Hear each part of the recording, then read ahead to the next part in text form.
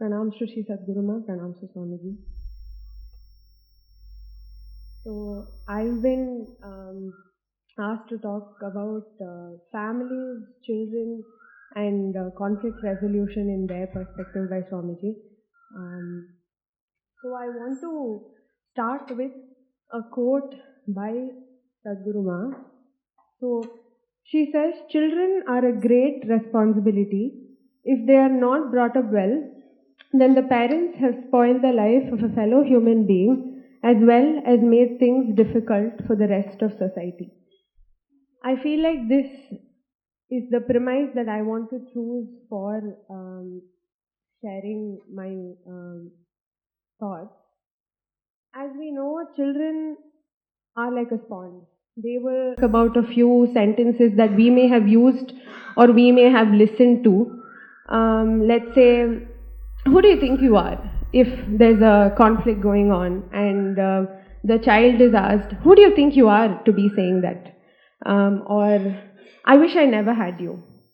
In the heat of the argument, a parent or an adult, a caregiver says, I wish I never had you. Or, do you think you're clever? Do you think you know more than me? And coming from the authority of a parent, all of these sentences have a huge impact on the child.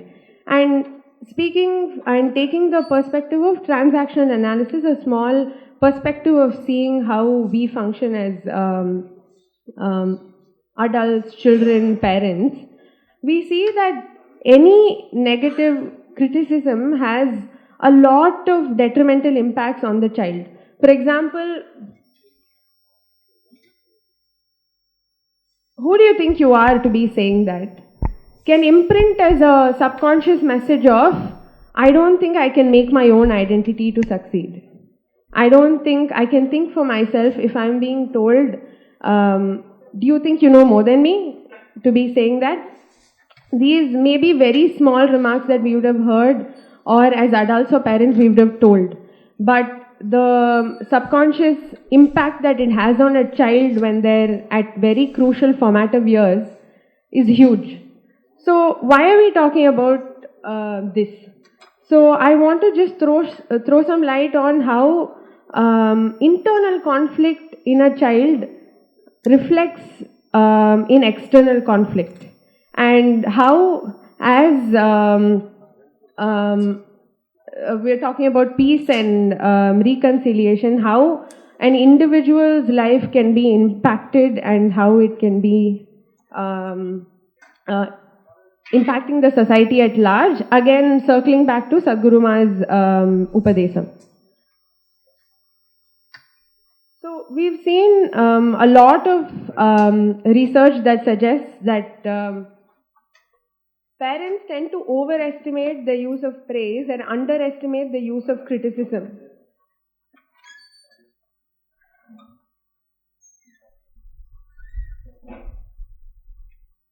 And this is just one study, but there have been many to say that parents they criticize the children nearly 3 times more than they praise them. I'm just going to quickly go over a few more things.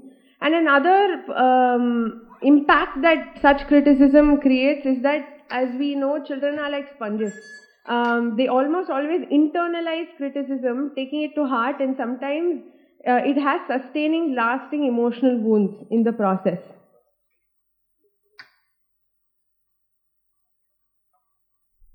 And we're going to talk more about how these criticism causes internal conflict in the realm of it has even neurological changes in the child. And a very poignant point is that the child doesn't credit themselves for the success, but has very high reactivity to losses. So even if they succeed in a few things, since they're so conditioned to getting criticism or being yelled at or any sort of harsh, punitive treatment, they don't credit themselves for the success they have. They really react to losses very acutely. And in the practical field, when we're dealing with children day in and day out, something that is very significant is the detrimental impacts of marital conflict as well. When the children sometimes even blame themselves for the conflict that is happening at home, they often internalize the feeling of being unworthy of love, being unworthy of care and protection, because those formative years that are supposed to give the child predictable and consistent care and love gets affected in the process of marital conflict. And children's lives are hugely impacted by marital conflict day in and day out, and this causes a lot of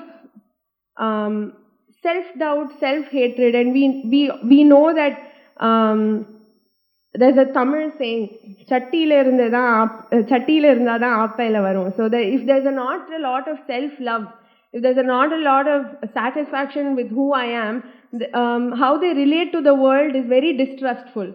How they make relationships, how they think whether they are worthy of praise and appreciation and love from any adult or peer outside gets impacted due to this. And this is just an analogy of a theoretical analogy of how every system impacts the child, and the child is an integral part of every system outside them. How, especially at the formative years, the parents are their world, and if their bubble is bursted by where adults or parents are neglectful, punitive, admonishing, it really affects how they relate to themselves and the world around them. And we see that all of this internal conflict results in external conflict. There's a lot of aggressive behavior. It is often found that they're reactive. And we also found that they do not deal well with failures, challenges, setbacks. So their resilience is in question because of a lot of external factors and internal conflict. So why we're talking about how a child's life is impacted is because they are integral parts of society, and they grow up to become important key parts of so many processes and systems.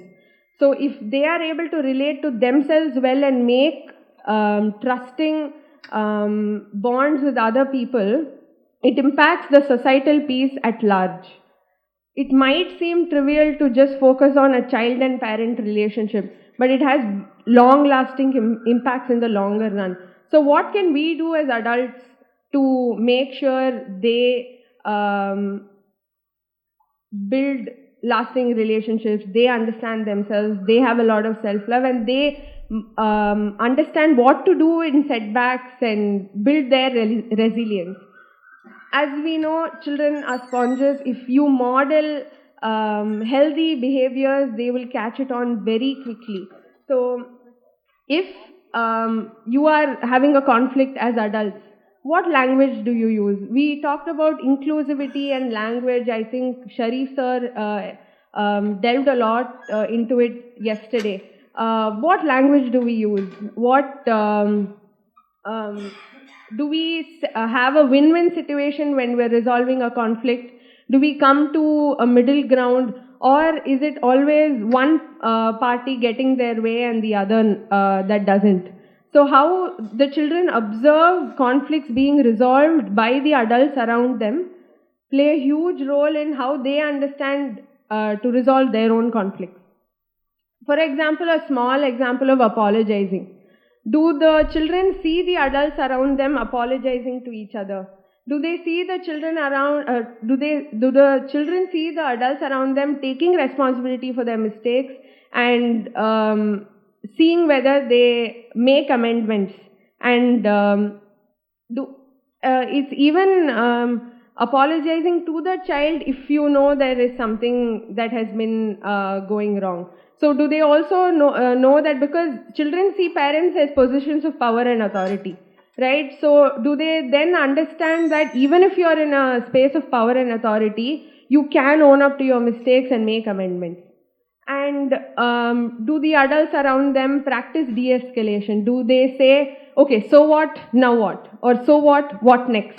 Do they see the adults around them taking a solution-oriented approach so that they resolve conflicts and don't linger around them or escalate them further? And now I want to just bring in a few Indian philosophical concepts for us as adults to just take them as anchors. We saw that children were not, who went through a lot of criticism, are not able to face setbacks and challenges, and they react very acutely to failures. So as adults, can we model what Krishna said in the Bhagavad Gita about how we have to trust the process, give our best efforts in the process, and not worry about the fruits of it, whether positive or negative?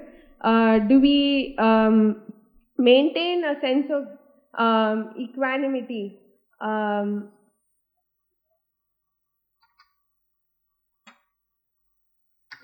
One second, yes. Do we maintain a state of equanimity in spite of the results of our actions? To sorrows and joys, to pains and pleasures, do we observe what is happening, respond to it, and not react to it? And I want to borrow a few thoughts from the Yoga Sutras as well, where Patanjali has shared 4 beautiful attitudes to incorporate into daily living, where he says, be friendly with the people who are happy, compassionate to the people who are suffering, be happy for other people's successes, be joyful, mudita, for other people's successes, and adopt the state of equanimity or upeksha, avoiding anything that is going wrong and not indulging in something that is not aligning with your dharma. And he talks about the Ashtanga, the eightfold path, where Yama is the first path of yoga, where he talks about how one relates to their environment. So as adults, can we incorporate these to be role models to the children around us? And of the 5 yamas, we have ahimsa, satyam, asteyam, brahmacharya and aparigraha. Ahimsa, as we've been talking about since yesterday, is the most important of all, where we say ahimsa paramo dharmam. And do we as adults model that in small interactions? It can be actions, it can be thoughts, it can be words. Do we make sure we use an inclusive language? Do we make sure we don't have intentions to hurt, and due to that our actions are also not hurtful to anyone around us? So, and apart from ahimsa, we have honesty, non-stealing, non-covetousness, moderation in all actions, and an absence of greed. So when ahimsa is ingrained in a person, and especially a child when they're so perceptible at a small age, Patanjali also talks about what is the advantage or what is the benefit of having ahimsa. A yogi becomes firmly grounded in non-violence, and other people who come near will naturally lose any feelings of hostility. So a person who's so deeply ingrained in ahimsa will not think of forming enemies, will not have enemies or animosity. Doesn't need to be enemies as mentioned over here. So any feelings of hostility will be lost in the presence of a person who is ingrained in ahimsa. And I want to just circle back to Sadhguru Ma's Upadesham again, where she says, children are a great responsibility. If they are not brought up well, then the parents have spoiled the life of a fellow human being, as well as made things difficult for the rest of society. Thank you. Narayan. So, Matthews had said various things. I expected him to talk longer and talk about more matters, but about peace not being born of justice. I'm reminded of what in the Mahabharata says that what is dharma, what is right and wrong, is always decided by the man who is powerful. The man who is in power, who is in control, he decides it. So, what is right and wrong, even the principles are decided by him. The second thing is that I remembered also what Sadhguru Maharaj said, are you going into tomorrow carrying the burden of 1,000 yesterdays? So, small phrase, settle up. So, that also got me thinking about how so many of the pieces have been unjust pieces. After the First World War, the only idea was to rub the loser's face in the ground, that's all. So because of that, Hitler came back. But there are two examples of how a peace can be just. One is after the Mahabharata, when the Pandavas retired and went, they didn't keep hold of power. When they retired and left the world and went into live in the forest. So we have four stages. Brahmachari when he is a student, Grahastha householder, Vanaprastha when he retires for the world and lives a peaceful life, Sannyasa those who want to live in the household. So now when they left the world, to guide the grandson who was the new king, they formed a council. And in that was the boy's mother, was the person called Kripa, who was one of the few who were not killed in the war, but who had killed the Pandavas' children. They forgot, overlooked all that. This is once the battle is over, then we forget about it. And then the third was Yuyutsu, one of the opponent's sons. So, because of that, there was peace. Because everybody was included, nobody was excluded. The second is after the Civil War. As the Civil War was ending, there were so many surrenders, so many. President Lincoln gave the most. He was very generous in terms of surrender. Everybody could just go with their weapons, they could go back to their home and live. And with the exception of Jefferson Davis, because there's a constitutional problem there, otherwise everybody was just let free and were allowed to go back. So he was so generous because he didn't want any wounds to fester. So if people who win, I'm not talking only about terms of war, even in personal relationships, if we are good with the people who we deal with, then there will be no unhappiness. Or rather, there will be less unhappiness. Because a human being has to be unhappy. Sarvam Dukkham, as Samhita will tell us, he's a Buddhist. Sarvam Dukkham. So, but I just want to, as you said that,